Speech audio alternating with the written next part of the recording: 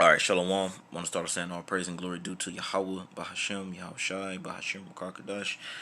All right, double honors to our apostles, Elder Grey Millstone. All right, Shalom, Wakassad. All right, Laha Bakyar. All right, and that's peace and mercy. All right, to the elect of the Most High and His Son. And like I said, man, I'm just gonna kind of hop right into it. Um, I'm just gonna pretty much break down Genesis the fourth chapter. Lord willing, this be edifying. You know what I mean? And I just want to get into you know, a word that I came across doing some studying, and this word is juxtaposition. All right, and my main focus, all right, is like I said, once I bring up the word, I just want to go into the comparisons of the characters, Cain and Abel. All right, who the main nations descend from, which Edomites are, which is known today as the Caucasians or white people. They descend from Cain, and we, the so-called Black, Latino, Native American, descend from a man named Abel. All right, but let me just kind of get to it. Like when you obviously when you go through like the lineages and stuff like that, but you know, like I said that's the where the focus is. But on another note, these characters came back as Esau and Jacob. All right, Esau being Cain. All right, in the reincarnation, and Abel being Jacob being Abel. All right, in the reincarnation. All right, who we descend from. So I just want to make that point. All right, so this is a juxtaposition. It says juxtaposition is a literary technique in which two or more ideas, places, keyword characters, and their actions are placed side by side in a narrative or a poem for the purpose of developing comparisons and contrast. So that the purpose of juxtaposition is to compare the whether it be characters or ideas or places, but in this sense, and it's characters, which is the characters or Cain and Abel. We're making comparisons. All right, going back to this word juxtaposition, and the main reason why is to pretty much show you the difference between the two, rather it be so-called good qualities and bad qualities, evil qualities, and righteous qualities. And in this case, we're going to focus on the evil qualities and the good qualities of the two. In literature, it's a juxtaposition is a useful device for writers to portray their characters in great detail to create suspense and to achieve a rhetorical effect. It is a human quality to compare one thing easily by comparing it to another.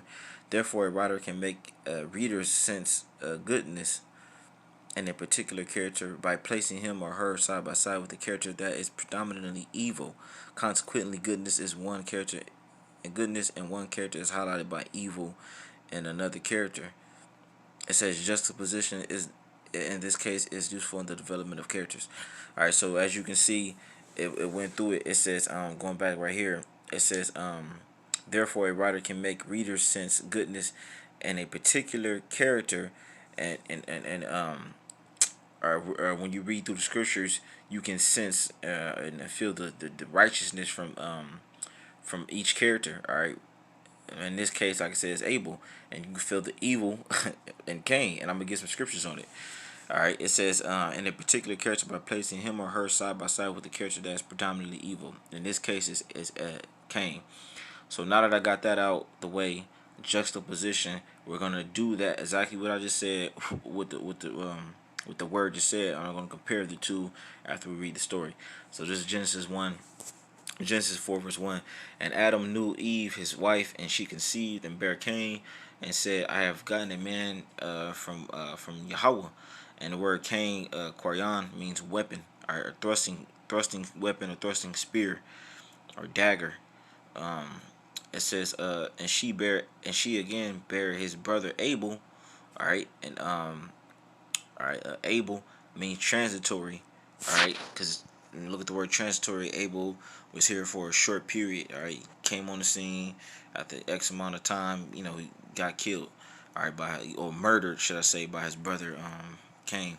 And Abel was a keeper of sheep, and but Cain was a tiller of the ground, and that right there is spiritual in a sense because majority of our forefathers, they were keepers of sheep. All right, like read about David and things of that nature. Anyway, it says verse 3. It said in process of time it came to pass that Cain brought of the fruit of the ground an offering unto the Lord. So right then and there, that's where Cain fucked up at. All right, it says, and in process of time, it came to pass that Cain brought of the fruit of the ground an offering unto the Lord. And I'm gonna get some precepts on that too, man. All right, it says, and Abel he also brought of the first things of his flock and of the fat thereof, and the Lord had respect unto Abel and to his offering. So right now we're applying the juxtaposition. We're showing you the contrast and the different qualities within each character. As you can see, if you follow the story, Cain, from that deed, you can tell the evil that was in his heart or within his mind, if you will, because the word heart goes back to lab, which means mind, and you can see the righteousness that was in the mind of Abel. Why? Because of the acts that they just displayed. They knew they had to offer up an offering to the Heavenly Father, going back to the law, even though the law wasn't so called written during this time, but it was oral, meaning they knew within their spirits. Cain offered up a whack offering or a offering that was not righteous, and then Abel offered up a righteous offering. So let's get some precepts on that, man. See, go back. It's like it. This is Proverbs chapter 15, verse 8. It says, "The sacrifice of the wicked is an abomination to the Lord, but the prayer of the upright is his delight." It says, "The way of the wicked is an abomination to the Lord, but he loving him that followeth after righteousness." So that's why the Most High he had favor towards Abel because he followed after righteousness, man. All right. So the Most High is he's a respect. He has respect towards our nation because of the things that our forefathers did, man. They was doing what the Heavenly Father required them. All right, they was following after His ways, the righteous ways, man. And that's why verse 8 go back. It says going back to verse 8. It said the sacrifice of the wicked is an abomination to the Lord, man. And that sacrifice that he offered up it was an abomination to the Heavenly Father. That's why he didn't have respect unto it. You know what I'm saying? And unto Cain. Let me see. Get this other one. This is Proverbs 21, verse 27. The sacrifice of the wicked is an abomination. How much more when he bringeth it with a wicked mind? So not only was that sacrifice that he offered up was wicked, but how much more when he bring it with a wicked heart? You know what I mean? With a wicked mind. And he brought it like he knew damn well what to bring. All right. He just decided to do the thing that his own thing. He decided to do what was right in his own mind. Because how did Abel know? The right offering to bring? Because he knew it was. He knew within his spirit. Right. So moving on, verse 5. It says, "But unto Cain and to his offering he had not respect, and Cain was very wroth, and his countenance fell." And and why did his countenance fail? Because he knew he fucked up. All right. That's why he didn't have respect unto Cain, man. All right, his offering was not respected because of what he did. All right, he brought a unrighteous offering, and that right there, man. It. I know that pissed the Heavenly Father off, man. All right, let me see, because it said rebellion is a sin of witchcraft. If my internet starts to work, I'm trying to look this word up real quick.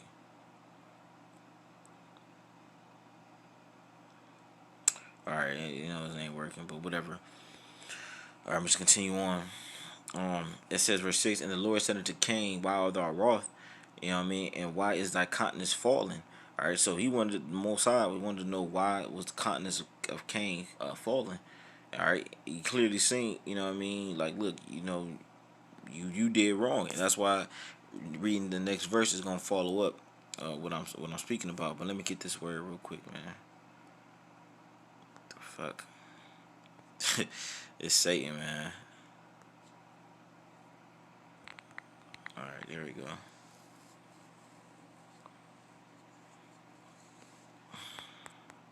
Just want to get that word continents.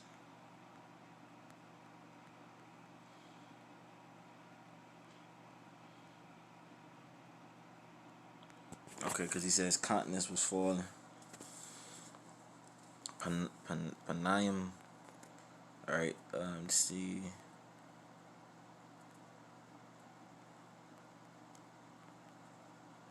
Kind of want to get to the point, Salaki.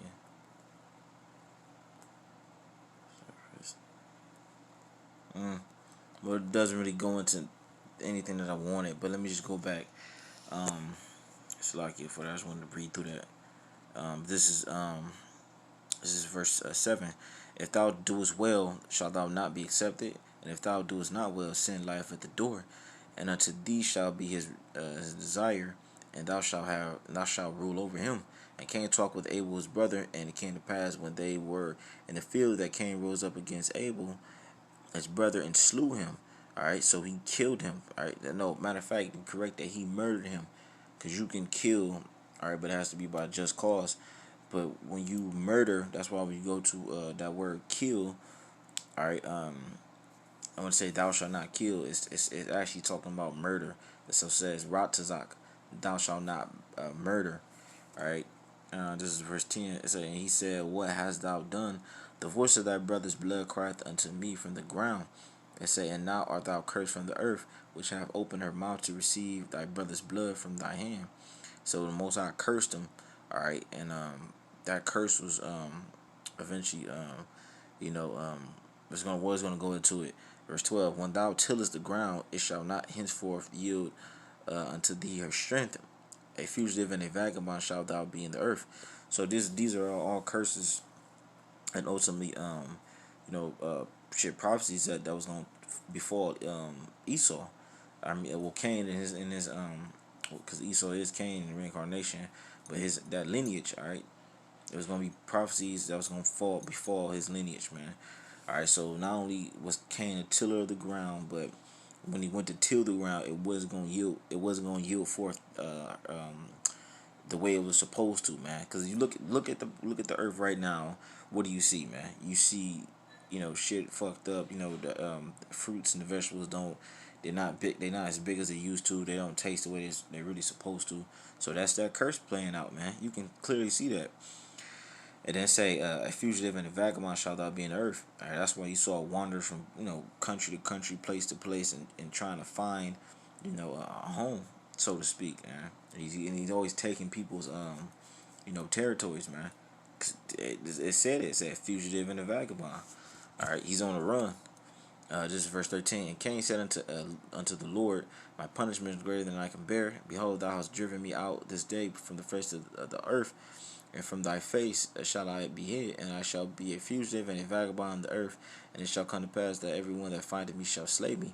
And the Lord said unto him, therefore whosoever slayeth Cain, vengeance shall be taken on him sevenfold. And the Lord set a mark upon Cain, lest any finding him should kill him. So and that's the reason why you kill a Edomite in this day, which is so-called Caucasian, a white person.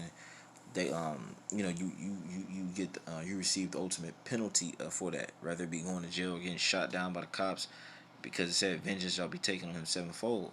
And like I said, Cain came back as Esau, which and who the so-called Caucasians derived from, who are their forefather, their progenitor, Edomites. All right, that's their biblical nationality. Who is Esau, Edom? All right. Um, and then it said the Lord set a mark upon Cain, which that mark was leprosy. All right, that was that mark. All right, because prior to that mark, he was Cain was considered a so-called black person, but still with the spirit of Edomite, so to speak. Um, it says verse 16. It says, and Cain went out from the presence of the Lord and dwelt in the land of Nod on the east of Eden. And Cain knew his wife, and she conceived and bare Enoch. And he builded a city and called the name of the city after the name of his son Enoch. And if I'm not mistaken, I know that's not the same Enoch as we read about in the previous chapters or later on. You know what I mean? I said the one that got beamed up. That's what I'm saying. Um, It said Enoch, and as Enoch was born Irad, and Irad begat Mahujael, and Mahujael begat Methuselah, And Methuselah begat Lamech, and Lamech took unto him 2 wives. The name of the one was Adah, and the name of the other Zillah. And Adah bare Jabal. He was the father of such as dwelt in tents, and of such as have cattle. And his brother's name was Jabal.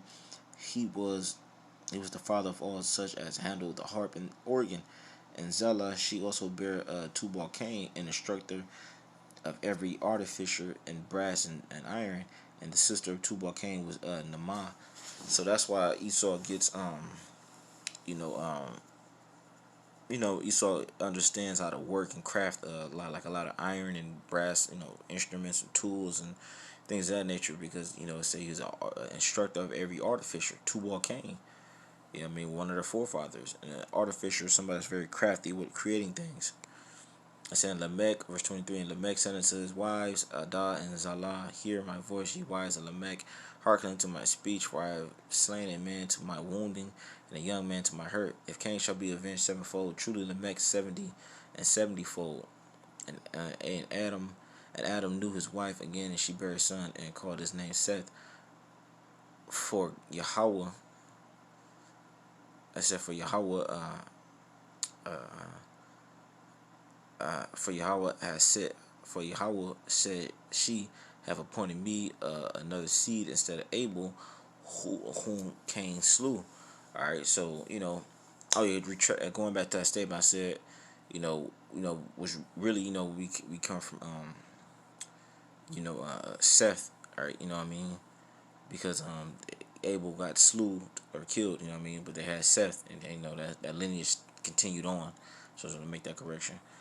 Verse 26, and to Seth, to him also there was born a son, and he called his name Enos. Then began man to call upon the name of the Lord. In other words, they've been calling on the name of the Lord, but it's just, they really started,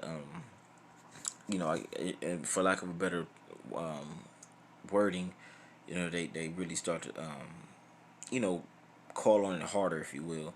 On the Heavenly Father's name.